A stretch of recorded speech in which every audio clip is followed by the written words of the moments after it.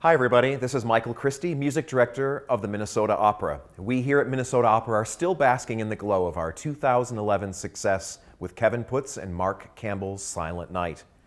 But it's 2014, the beat goes on, and our New Works initiative, and now we unveil our Manchurian Candidate team. Voila, it's the same exciting group. And we have with us the visionary and artistic director of Minnesota Opera, Dale Johnson. Our composer supreme, Kevin Puts, and driving all the drama is librettist Mark Campbell. Gents, thank you so much. This is a great opportunity for us to get behind the scenes, but get behind the thinking, because obviously what you're going to experience is the culmination of several years worth of work. So I wanted to start, maybe Mark, you can give us a little bit of background on the actual story of the Manchurian Candidate.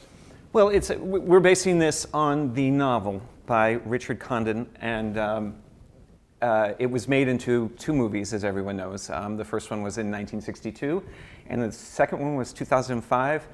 And the first one starred Angela Lansbury, and the second one starred Meryl Streep. So this story is about a platoon of soldiers that is abducted in Korea and brainwashed. And one in particular, named Raymond Shaw, is being groomed to be the perfect assassin in a conspiracy against the United States. And that's about where I want to go with it. Because if you start revealing too many details about how this conspiracy unfolds, then that's the opera. So I don't want to go further than that. But this kind, Dale, this kind of drama and this kind of momentum and the suspense, that's what, whether it's love or whether it's overthrowing kings or setting up assassins, this is really what makes opera, isn't it? You have to have a story that everybody agrees sings. You know, so the Manchurian Candidate has fantastic characters, including the character that Mark was talking about, Raymond Shaw, a very conflicted hero, and a lot of operas are based on conflicted heroes. I think the best heroes of Verdi are very conflicted, and so I think he's a perfect hero. Of course, there are many other roles in the Manchurian Candidate, specifically a female role, which I think is going to be one of the great opera characters. Absolutely. And so I'm not sure people always recognize the fact that there is a lot of teamwork that goes into the creation of opera. And it's great to have your pairing, because you obviously had this great success with Silent Night. So here you go, assigned with this task of Manchurian Candidate. Tell us about how the interface works between you and how that goes from those first conversations, maybe even till opening night. I think we really didn't have many initial conversations. The way it worked with Silent Night, actually we did have some talks in the beginning of that process, but with this one, I just sort of let Mark do his thing and come up with the architecture of the piece and the way things would unfold as he saw fit, and then I actually enjoy that process, to get a complete libretto, and then I come into it and sort of make it come to life with as much clarity and expressiveness as possible. So that's how we work. I mean, and then, you know, once I write a significant chunk of it, like maybe half the first act, we got together. Right. I played him what I had, and we discussed things, including Kevin Newberry, who also a director who came in for that as well. And then I think when I finished the first act, we had another meeting, and It's all of these meetings are about achieving clarity. It's about making sure the story is clear to the audience, and that's what we were doing today with our, read through of Act 1. Is this moment clear? Does it lead to another event that the audience will follow and care about? Mm-hmm. And so when we meet, we have our discussions, and I really think what we're aiming for always is clarity in the storytelling, which of course in opera is done with the music and somewhat with the words, but much more with the music. So Kevin, this is what's most amazing to me. You look at these words, you look at a scene. What's happening in your brain? How are these synapses firing that gives us an accompaniment, that gives us an agitation or a calm and a melody? How does that work? Well, the short answer is that I hear it pretty instantly. And I've always been that kind of composer who can react to a scene and then create the music, sort of like a film composer. I mean, when I started playing the piano as a very young kid, my brother would be running around the house with Star Wars guns, and I would be making up the music. So, and so that's always been sort of natural to me to paint a picture with music. And so obviously this is so exciting for me to finally enter the world of opera, which I guess I should have probably done a long time ago, but thanks to Dale, now I'm here. So, yeah, that's really how it works. And of course, what you really have to do, it's not just I hear this music for this scene, and now I hear this music for this scene, and let's skip to scene 8 and see what we hear there. It has to make sense. The whole picture has to make sense. There has to be a natural musical progression to things. So you sort of make your decisions, and I feel like I hear with that in mind. I hear relative to everything I've done prior to this moment, and that's the way I write any piece of music, really. I think that with an opera, it's not just setting the text and making it clear, but it's also just making a piece of music, like a symphony with singing that will read and will mean something to an audience, and the whole picture, the whole 2 hours will mean something and have shape. What's a challenge in this opera is that it's a thriller, and so you don't want to let up. On the other hand, in a thriller on film, you can do that without music sometimes, and you can't do that. Singing, constantly having music, thick, rich, fast accompaniment can be exhausting, and so we have to find ways to thin that out so that the heart is still racing for the audience throughout the entire piece, but the ear is not just sort of overwhelmed with sound, and so it's a challenge for me. That's I think so far the biggest challenge. Yeah, we've been in this workshop. We're also, all of us, including you, are finding a balance of where is this starting to get annoying, and where are we slackening in the tension, and that's what we're trying to find, that balance where we can keep the audience with us, but also on the edge of their seats. So is this achieving what you had hoped in terms of what people are experiencing here in the Twin Cities or worldwide eventually? But when you talk about going from the history of our New Works Initiative, going through Grapes of Wrath and Silent Night and now Manchurian Candidate, among other things, how is this kind of fitting into your grand scheme of these experiences? I've always been interested in particular genres, and genres that are perhaps peculiar to American audiences, like the thriller, or the love story, or the war story. I mean, pieces that are, that our audience can immediately understand. They don't have to work so hard when they're walking into the theater because they have a sort of feeling that they know this story. And I think that the great composers had the ability to take those particular stories, particularly Mozart and Puccini and Verdi. These gentlemen understood what their audience liked and took what their audience liked and built great works from them.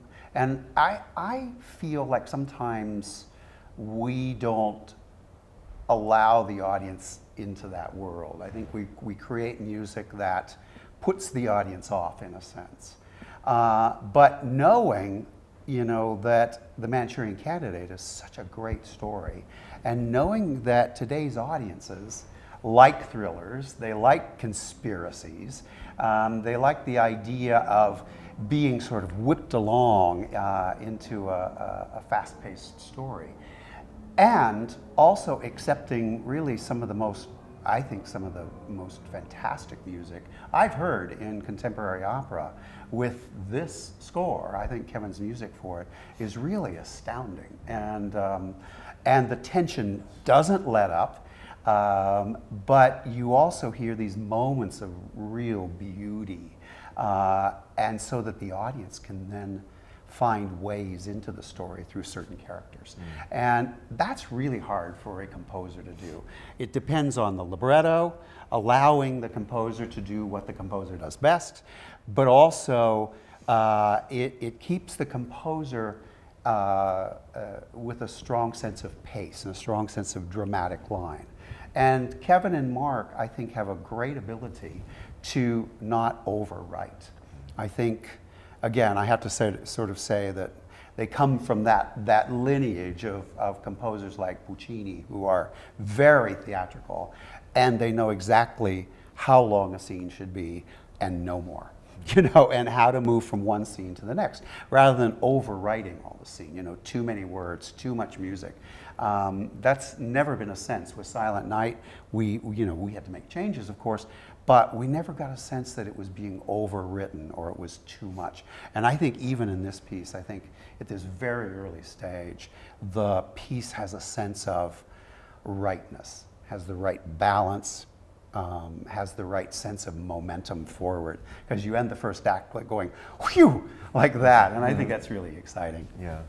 Well, for our audience, what's most interesting about this process is that we are giving Mark and Kevin and our whole team an opportunity to get a 14-month in advance view of the virtually finished product, and being able to work out that question of clarity, that question of momentum, the question of tug and pull for the tension in the story.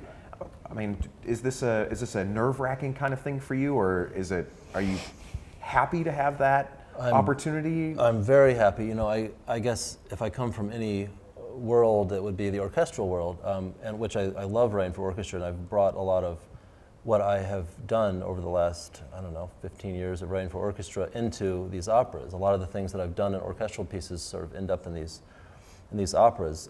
But the difficult thing for a composer with orchestral commissions is that there's no time.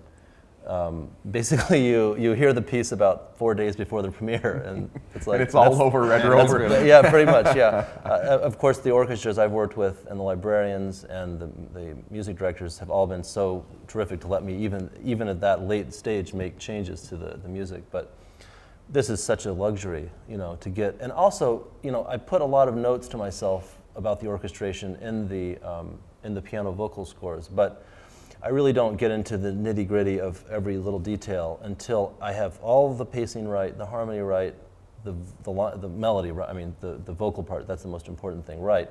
Then I can just really focus on orchestral color, creating variety through orchestral color, and sort of telling a story through a sequence of orchestral textures, which I think the composers that I have most admired do. Even going back to Mozart, but certainly Benjamin Britten, you can feel that there's a sequence of orchestral sounds which create the architecture of the operas.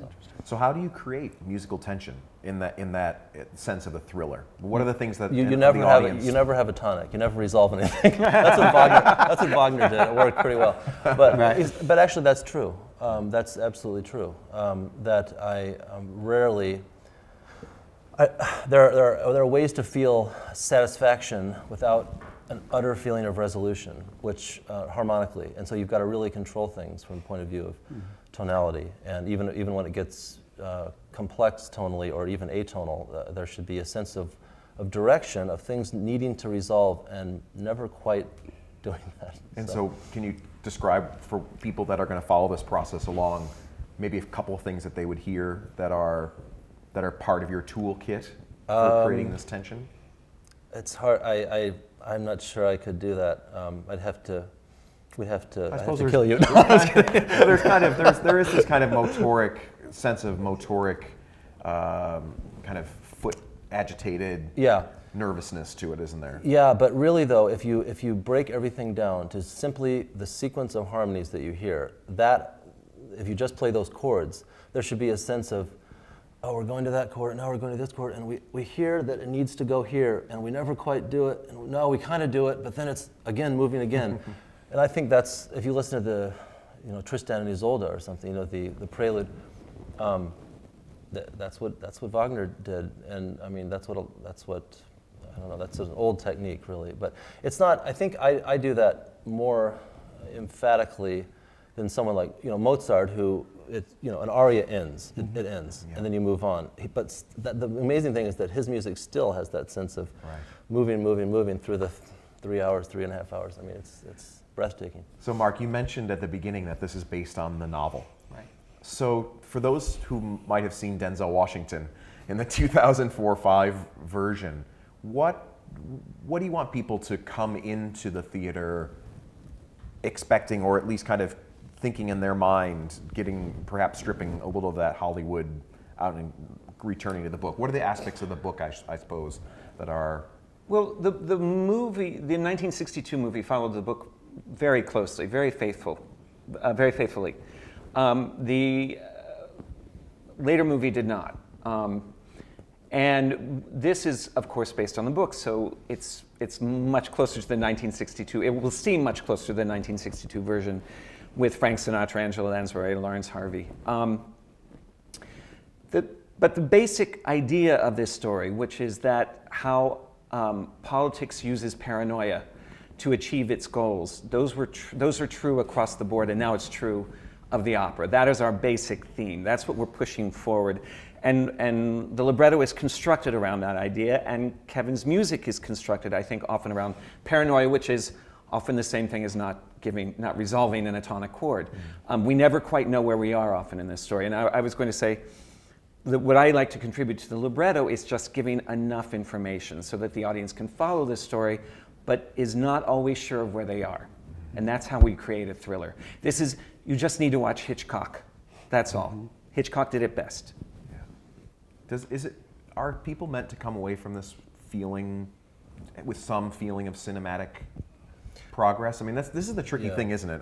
Especially when you get something that does have societal impact as a film, for example. What does one have to think about in terms of the creation to make sure that it can be owned as an opera and not kind of just be like in the reflection of a film? Or a novel. Because it's not a reflection of it. Well, exactly, but...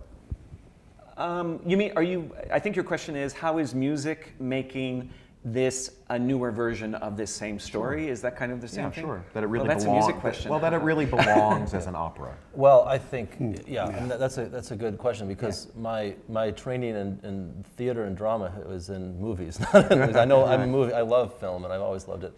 And I'm now learning more opera. I actually figured out I realized that I knew more opera than I thought just recently. But it's hard, and I think that my music also has a sort of cinematic quality to it, and so I actually don't shy away from that. I mean, I think that's what I can provide. That's the most powerful for me emotionally. I think the singing has to feel really, really strong. It can't just be recit style throughout. Right. I mean, you've got to find ways to create lyricism and aria-like moments, or arias proper. You know, that's how I think we feel in opera. But I mean, I'm not interested in the tradition so much, preserving a certain tradition. I'm interested in bringing what I want to the genre. I think of what we want to the genre, which is to keep things, the pace of things, pretty fast. I think we have a short attention span these days anyway, so that's maybe part of our decision making comes from that. Well, here we are, creating new tradition at the Minnesota Opera. Thank you, gentlemen, very much. We are so anxious and eager to see how this process unfolds, and if it's anything like the other, we are in for a great time. Great. Thank you. Thank you.